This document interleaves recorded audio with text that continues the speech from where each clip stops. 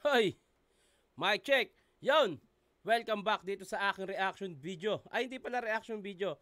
Ang gagawa natin ngayon ay Pakusganay 8 Prediction. Ito malapit yan. November 16, 2024 sa Classroom Bar 183 Rizal Promenade, Rizal Street, Davao City, Philippines. Ang pre-sale nila ay 850. Ang walk-in ay 1-2. Yan, ito ang gagawa natin ng prediction. Pero bago yan, shoutout muna siyempre Pubu, R&R, Black Manila, Real Jokes, Highbit, Black Manila, nabanggit ko na. Yun, sa mga magpapapromote, magpapalagay ng logo dito sa aking mga videos, message nyo lang ako. Sa email ko, nasa description yung link.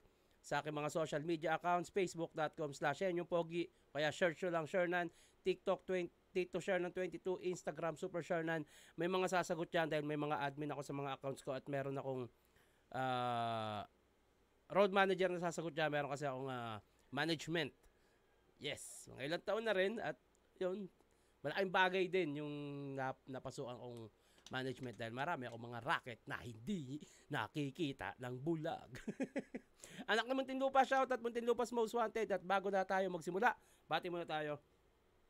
Ito ay galing sa Shernan versus Senior reaction video. Oy, 124,000 na pala. Thank you very much.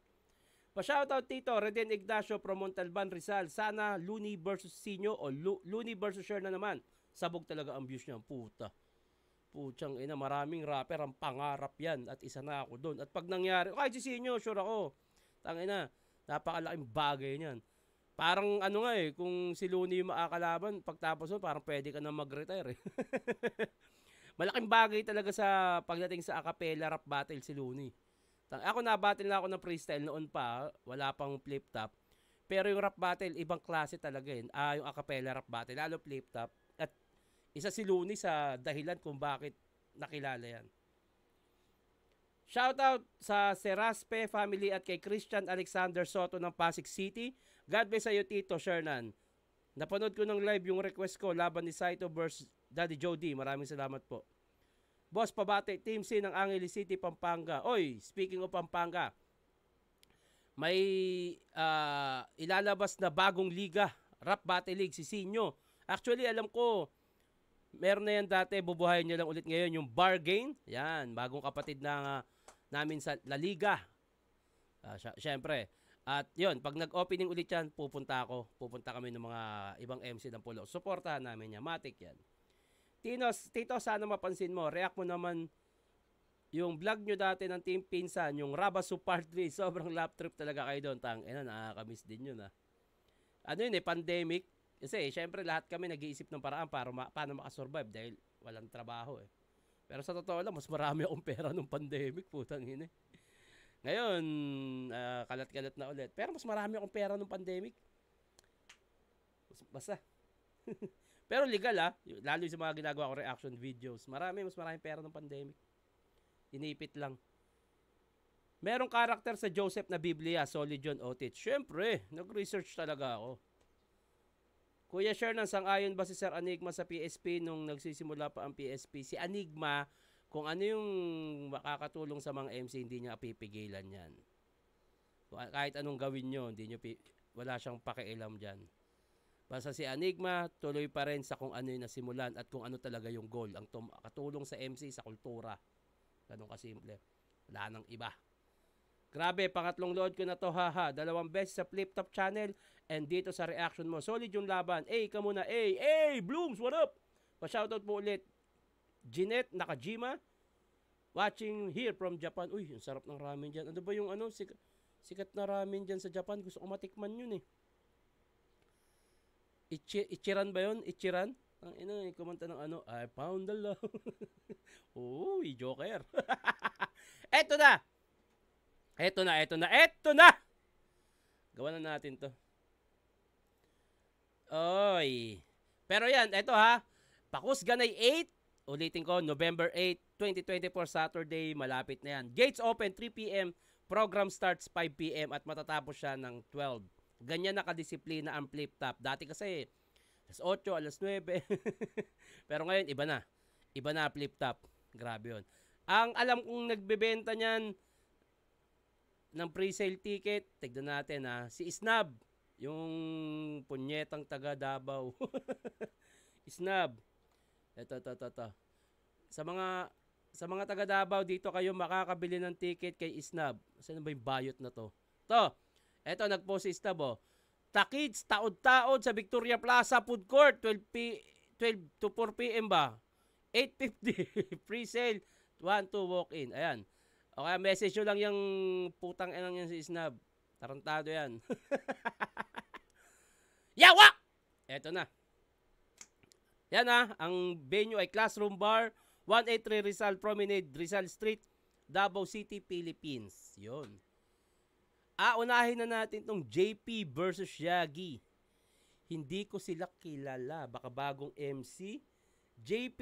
Ngayon, dahil di ko sila kilala, isi-search natin sa Google kung sino si JP. Sino si JP? Okay. Sino ba si JP? Ito pala si JP. Ang cute ko, no? So, ito pala si JP. JP's 4-piece. Paghipon, finance, pag-usapan. So, ito si JP. Ito ba si JP? Okay. Sino ba itong si JP na ito at bakit siya gumawa ng vlog? At bakit tungkol sa finance ang kanyang pinagsusulat? So, wala akong idea kung sino si JP pero mukhang malakas naman ang kanyang mustache. Ito si JP. So, ang susunod, ang makakalaban niya ay si Yagi. Sino ngayon si Yagi? Dito tayo babase. Sino si Yagi? Sino si Yagi? Yagi. Puki ng ina mo! Puki ng ina mo! Super Typhoon Yagi. Putang ina. So, JP versus Super Typhoon Yagi. Grabe naman yung panimula ng battle na to. Tao at bagyo. Wala akong idea kung paano bumatil ang bagyo, pero putang ina. Body bag tong JP sigurado. Pag nagpaulan ng bars, putang ina, at nagpaikot ng buhawi tong Tropical Typhoon Yagi, patay tong JP. Para sa akin, Yagi ako dito. Puta, iba yung utang ina, typhoon yan Yagi. Kita, patay ka dyan. Yagi ako dito. Sikreto. Direkta. Etong Sikreto, napanood ko na to nung Second Sight 13 at gusto ko yung style niya. Okay din, okay. Kaso tong Direkta. Sino si Direkta? Sino si Direkta? Sino si Direkta?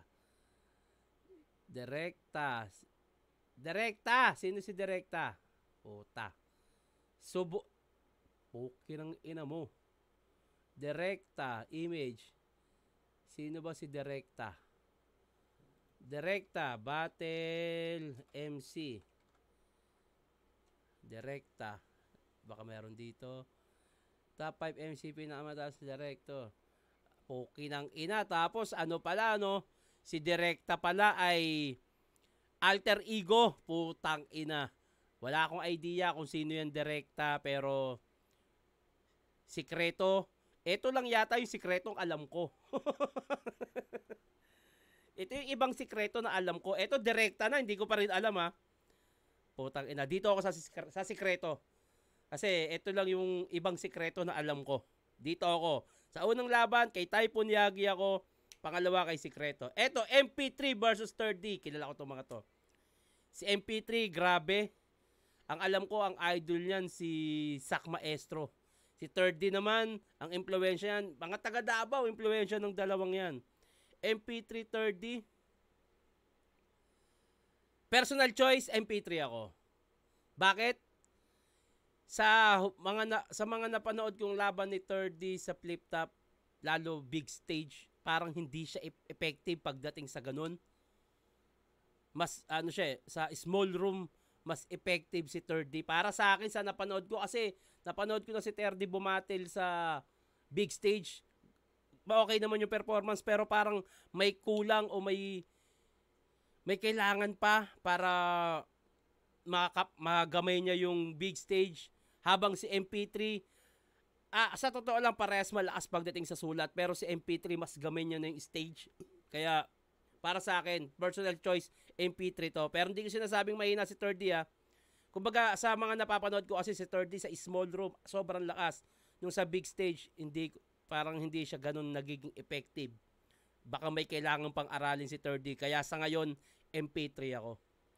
Eto, Dosage versus Article Clifted. Si Dosage, matagal na rin to sa Flip Top, sa Davao. Si Article Clifted, napanood ko din to. Alam ko kakampi siya ni ni Secreto, tama ba? Tingnan ko nga sa Flip Top. Ba't nandito na naman tong Facebook ni Snab Putarges.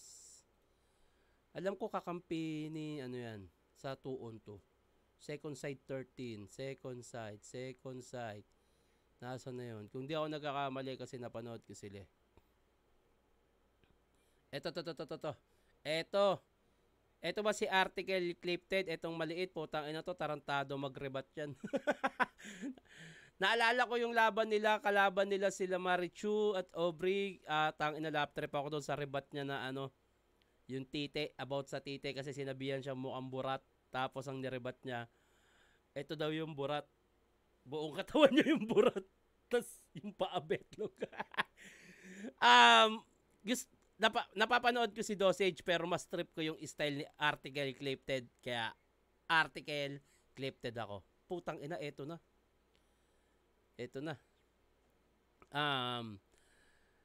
Tournament to ng 2x2 ng mga rookie. Casper Hespero, Aubrey Marichu, putang ina. Ito si Casper at si Hespero, napakasama ng ugali ng mga to sa totoo lang. Si Hespero, babaero. Si Casper, babaero. Magkaibigan yung jowa nila. Napunta sa BIP, magkasama. Pero hindi alam ng mga jowa nila na may iba pa sila. Si Hespero at si Casper. May iba silang chicks. Tapos, nilalait nila. Ito bibigyan ko ng tawag na ito ng issue. Bibigyan ko ng idea si Aubrey tsaka si Marichu. Angle. Si Casper at Hespero, nilalait nila si Aski, yung nakalaban ko sa pulo, pinagtatawanan nila yung sakit ng tao. Grabe yan. Nag-live pa sila sa Facebook. Para lang pumera. Yun, Aubrey Marichu, tirahin yung si Casper tsaka si Hespero. Masama ugali nila. Babaero, nakita ko yan nung huling event ng pulo, may kasama silang babae, 2 kalbo. Yun. Aubrey Marichu, grabe din yung chemistry ng dalawang to. Pero, at saka may si Aubrey Marichu ang nakalaban nila si Secreto at Article Clifted. Judge ako nung battle nila. Medyo kinulang lang yung Secreto at Article Clifted, kaya nanalo sila Aubrey Marichu, pero battle wise magaling pa rin. Pero sa ngayon, kahit sabihin natin masama ugali ni Casper at Hespero, dito ako kay Casper at Hespero. Para pag umabot sila ng finals at kung sakaling mag-champion, mas marami silang babae. Yun, mas maraming babae. Plaridel versus Mr. Lefty. Bisaya battle. Si Plaridel kasi, eto sarili kong opinion, si Plaridel, maganda yung bara niya, talagang grabe yung pag-construct, yung naisip niyang bars. Kaso yung nakikita kong minsan battle niya, para nagiging in general siya. Halimbawa, kay Husky ko nakita ata yun. Kalaban niya si Husky, tapos syempre nagbablog si Husky, so ang ginawa niyang angle is parang in general na tungkol sa vlogger. Tapos, yung magpupulis, sino ba yung nakalaban niyang magpupulis? Tapos, dahil magpupulis kalaban niya, ang naging sulat niya in general din. So, si Mr. Lefty, napanood ko na bumatel. At napapakinggan ko yung mga kanta ni Mr. Lefty. Grabe pen game na ito. Kung ang Plaridel ay magiging mas direkta, kasi sa sulat, wala nang masasabi kay Plaridel eh. Technical, grabe. Pero kailangan niya na lang mas maging direkta sa kalaban. Kung ganun ang magiging Plaridel, napakaganda at malakas. Tingin ko kaya niyang talunin si Mr. Lefty. Pero base sa huling napanood ko kay Plaridel at sa huling napanood kong battle ni Mr. Lefty, ang pipiliin ko sa ngayon ay si Mr. Lefty. Mr. Lefty ako dito. Mr. Ito na! Teka, baka ano ulit, namatay, Poke ng nakaraan eh. Fukuda versus MR Industria. Huling laban ni Fukuda, napanood ko kay Saki. Andun pa rin naman yung aggression. Siguro, sa ngayon kasi, nag-iiba na yung, yung way ng battle eh. Lalo yung mas direkta na ngayon eh. Andun na yung aggression tsaka yung punto ni Fukuda. Siguro kailangan niya lang din i-adapt kung ano yung ibang bago ngayon para mas sa sulat tsaka aggression andun na eh. Grabe na yung Fukuda eh. Si MR Industry naman, sobrang init ng style niya ngayon. Sabihin na nating napakalawak ng bokabularyo niya pero tumatama pa rin. At the same time, maganda sa pandinig yung mga sinasabi niya. Pero sa pagkakataong to, mag-MR Industry ako. MR Industry ako dito. Fukuda versus MR ako. MR Industry, syempre, para makita ng mga mata. Eto na, Goryong Talas versus JR0. Putang ina. Napanood ko yung huling lab. Ay, hindi si Goryo yun. Si Ghostly yun. Grabe yung sulat ni Ghostly. Si JR0, grabe rin pumunto eh. Grabe rin tumiknikal eh. Puta, pukpukan tong laban na to. At mai-enjoy ng mga taga Davao to. Kasi ang Davao, big fan ng technical yan. Paano ba to? Goryong Talas, JR0. Tangina.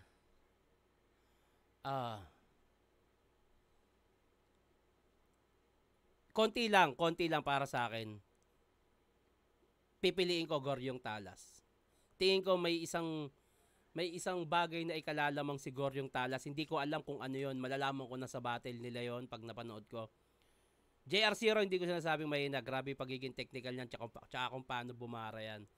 Pero sa ngayon, mas pipiliin ko Goryong Talas. Lalo na pag napangasawa niya na si Luxuria para maging Luxuriang Talas.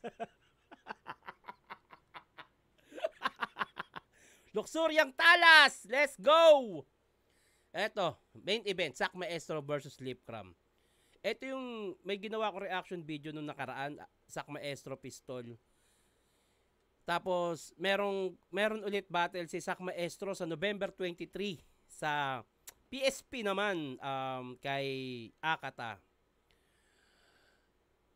Yung kahit yung mga ilang naging battle niya, walang kasabay, mahaba yung preparasyon. Nag-choke siya. Ano pa kaya itong magkasunod? Pero sana paghandaan ni Sak, tangina. Sana talaga, sana. Isa ako sa magiging masaya kung magiging handa ang Sak Maestro. Pero medyo nangangamba lang ako kasi nga magkasunod. Yun ngang solong battle na walang kasunod na habang preparasyon. Yung kay Pistol, makalat. Ito pagkasunod, kaya niya kaya? Ayun yung tanong ko sa sarili ko.